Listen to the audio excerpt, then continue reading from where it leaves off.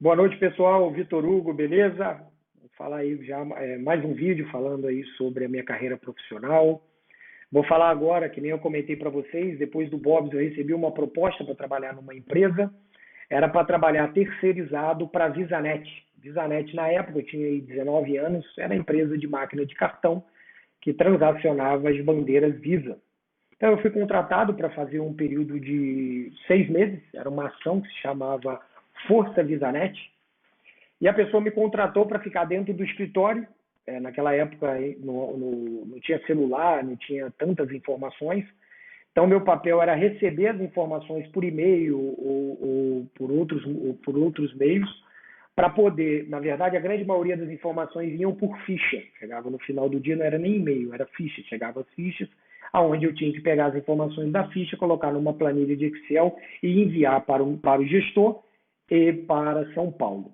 Então eu comecei a receber, eram 25 vendedores, começava a receber as fichas e começava a digitar as informações que tinha na ficha. 2, 3, 4 dias depois, o que eu percebi? Eu percebi muita negativa, as pessoas não queriam. Aí eu comecei a me perguntar como a pessoa não quer aceitar cartão de crédito, ou como a pessoa não quer uma tecnologia melhor do que todo dia, na época, 4 horas da tarde, até 4 horas da tarde, precisava levar os comprovantes no banco para poder contar a venda. Então eu falei, puxa, por que será que essas pessoas não querem? Perguntei para os vendedores, eles comentaram, pô, a maioria não quer o produto, o produto não é interessante. Daí eu perguntei e falei assim, será que o produto não é interessante? Eu acredito no produto, eu estou numa empresa que eu acredito muito. E quando a gente fala de cartão de crédito, eu falei, puxa, as pessoas ainda querem sacar dinheiro. As pessoas não querem usar crédito, não ter o tempo de usar o dinheiro do banco e daqui a 30 dias você pagar por aquele dinheiro. O que eu comecei a fazer? Peguei o telefone fixo que tinha do lado da mesa, e comecei a ligar para os clientes.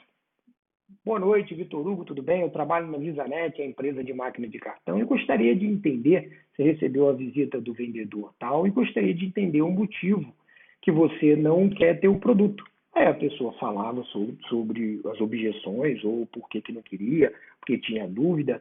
E eu comecei a explicar sobre o produto, pedindo uma oportunidade, explicando a vantagem de aceitar cartão de crédito, a vantagem de ter o produto na empresa deles.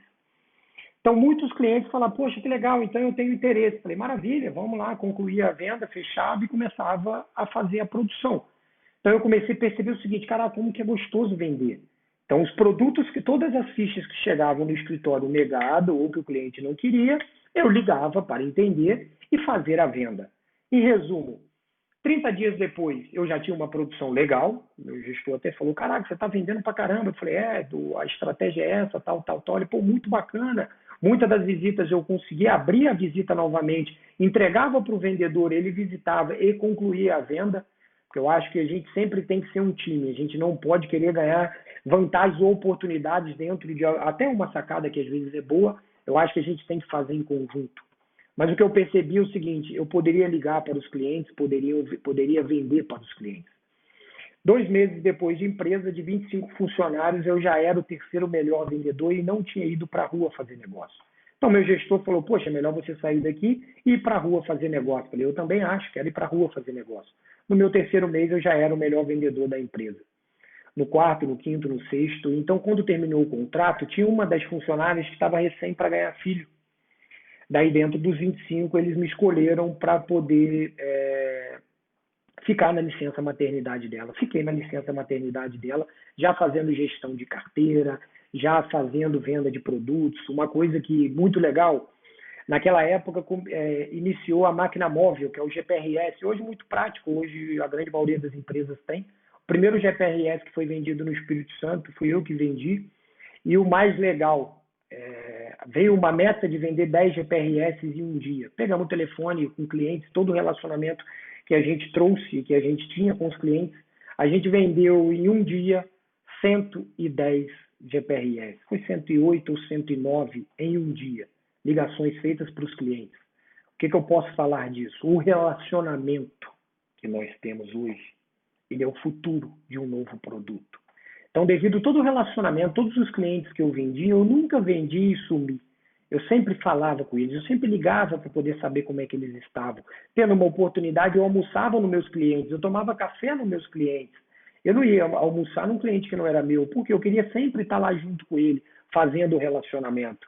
Então, com isso, tive vários destaques e nesse período, o objetivo nosso era abrir mercado.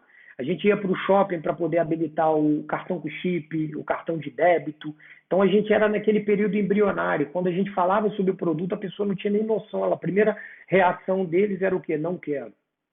Então, uma coisa muito importante em vendas, que a gente percebia, o exemplo, o cliente falava assim, eu não tenho interesse. Por que o senhor não tem interesse?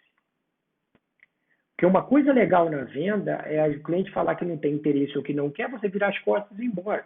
Uma coisa importante é quando o cliente falar que não tem interesse, você perguntar por quê. Por que o senhor não tem interesse? É muito importante eu saber o motivo, porque eu vou entender aqui o motivo do senhor para a gente tentar ou mudar o produto ou fazer um produto melhor para eu conseguir te trazer um produto que você realmente goste. Por que o senhor não tem interesse? A grande maioria das pessoas não sabia o motivo de não ter interesse.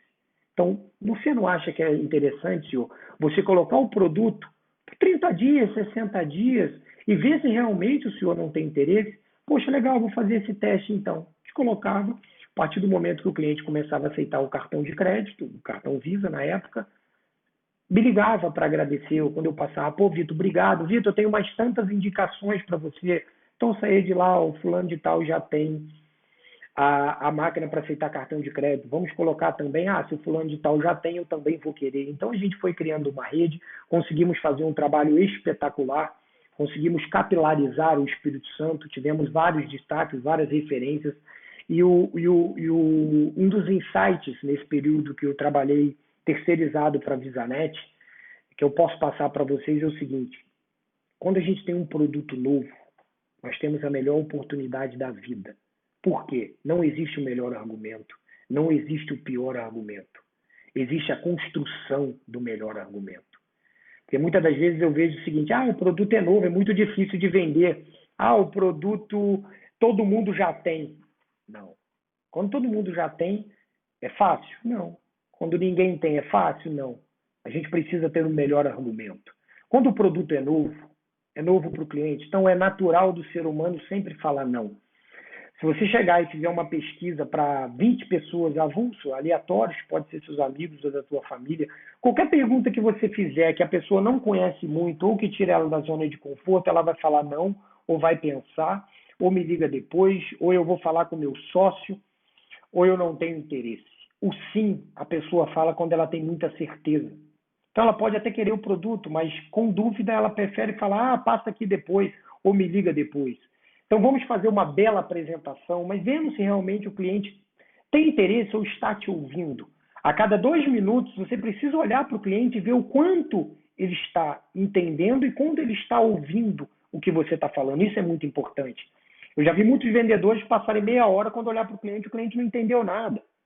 Isso não é venda. Venda é um jogo de tênis. Bola de um lado, bola do outro. Então, ser ouvinte é muito bom. Falar é muito bom, mas nas horas certas. Você precisa ter certeza que quando você está falando, o cliente está captando, ou a pessoa que você está falando está captando o que você está falando. Isso é importantíssimo. E dentro disso tudo, um grande insight que eu tive na minha vida foi esse, que eu uso até hoje. Por que o senhor não tem interesse? Você fez o cliente pensar. Por causa disso. Não, isso nós temos. Porque ele não tinha prestado atenção. Quando eu falei, eu poderia não ter dito. Por causa disso, daquilo, tal. Poxa, e aí a gente começava a entender o motivo dele não querer. Muitos realmente não queriam, por não querer, acabou a vida que segue. Aí qual que era a estratégia? Poxa, ele não quer, mas ele precisa. Então a gente fechava o estabelecimento do lado, que era amigo dele, para trazer confiança. Porque quando o cara não tem confiança, não tem jeito. Quando ele precisa ver para crer. Então a gente colocava o estabelecimento do lado, o do outro lado.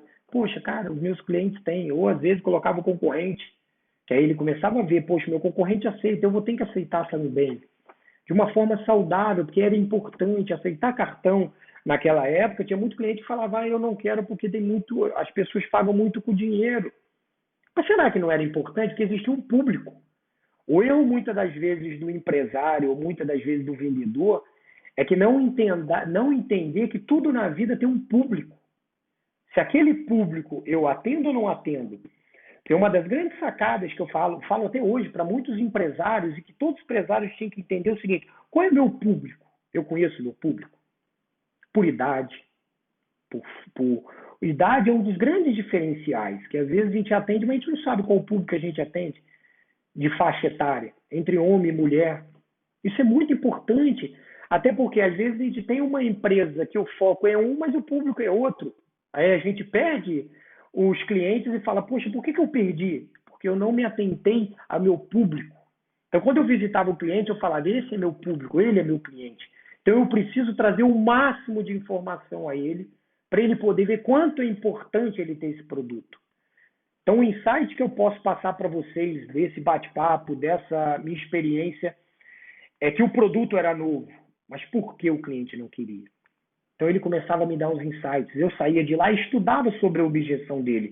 O meu papel naquela época, com 18, 19 anos, era o quê? Era ter 1000 soluções para 1000 objeções.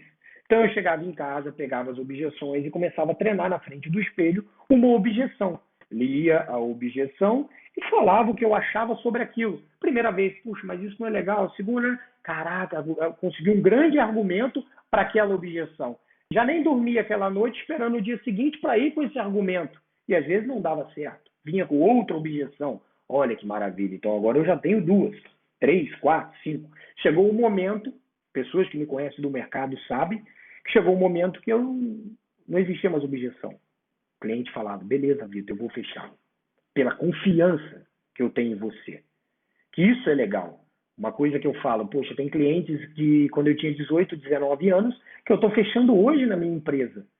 Porque quando eu fechei naquela época e fecho hoje, é o mesmo Vitor Hugo. Ele nunca mudou. Ele só ganhou conhecimento. Porque o que fala, caráter, atitude, o estilo de vida, a forma de você ser, pode mudar ou não. Mas é muito importante você ser a mesma pessoa. Não é porque você está, às vezes, limpando o chão do Bob's, ou você está como chapeiro, ou você está como terceirizado numa Visanete, que você fala, agora eu tenho outro status. Não. Eu uso sempre o mesmo crachá. Na época eu limpava o chão no Bob's. Esse é o crachá que eu tenho mais orgulho. Por quê? Porque nada sobe à minha cabeça. Eu posso ter o melhor crachá, ou posso ter um crachá que vai estar escrito, diretor, vice-presidente, ou qualquer outra coisa que seja. Isso é apenas uma nomenclatura. Mas isso não te muda. Ou isso não faz você ser melhor ou pior do que o próximo.